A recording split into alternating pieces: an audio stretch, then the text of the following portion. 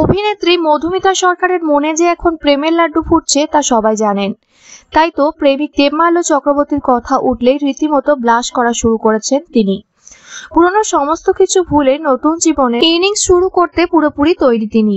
কদিন আগে the number 1-এ 1000 পর্বের সেলিব্রেশনে এসেছিলেন মধুমিতা।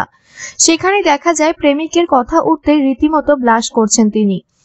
নভেম্বর শুরু হতেই চারিদিকে এখন বিয়ের আমেজ। তিনিও কি 7 পাখি ঘোড়ার কথা ভাবছেন? এই প্রশ্নের উত্তরে নায়িকা লজ্জা ভাবে বলেন, যখন আমাকে প্রপোজ করা হবে বিয়ের জন্য আমি সঙ্গে সঙ্গে হ্যাঁ করে দেব, বলেই দিয়েছি। ওকে এই রূপে নতুন ভাবে চিনলাম। এমনিতে তো বন্ধু ছিল, ছোটবেলার বন্ধু। হয়তো দুজনের প্রতি ফিলিংস ছিল, আমরাই হয়তো বুঝিনি, নিজেদের কাছেও বলিনি। একে অন্যকে বলার প্রশ্নই ওঠে না। হঠাৎ আবার দেখা, কথা বলতে অর্গানিক্যালি সবটা হয়ে গেল। বুঝতে পারলাম আমরা একে অন্যকে ভালোবাসি, জবাব দেন মধুমিতা। তাহলে কি সামনের বছরই 4 হাত 1 হবে? মধুমিতা রাগঢাক না করেই বললেন, এই বছর তো শেষ হয়েই গেল, তবে যা মনে হচ্ছে পরের বছরের শুরুতেই করে ফেলবো। অভিনেত্রী স্পষ্ট করে বলেন, দিনক্ষণ ঠিক হয়ে গেলে সবটা জানাবেন তিনি।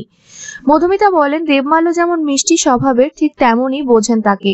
তিনি মানুষ হিসেবে কেমন তা যদি না বুঝতো প্রেমিক হিসেবে, তাহলে হয়তো সম্পর্কটা এতদূর গড়াতোই না। কাজের ক্ষেত্রেও খুবই উৎসাহ যোগায় দেবমাল্য তাকে, সব সময় পাশে থাকেন। আর এই ভালোবাসার ভিত এত মজবুত তাদের বন্ধুত্বের কারণেই। তবে মধুমিতা ভালোবাসার মানুষের নাম ছবি প্রকাশ্যে আনলেও তিনি কি করেন, কোথায় থাকেন তার রহস্য বজায় রেখেছেন।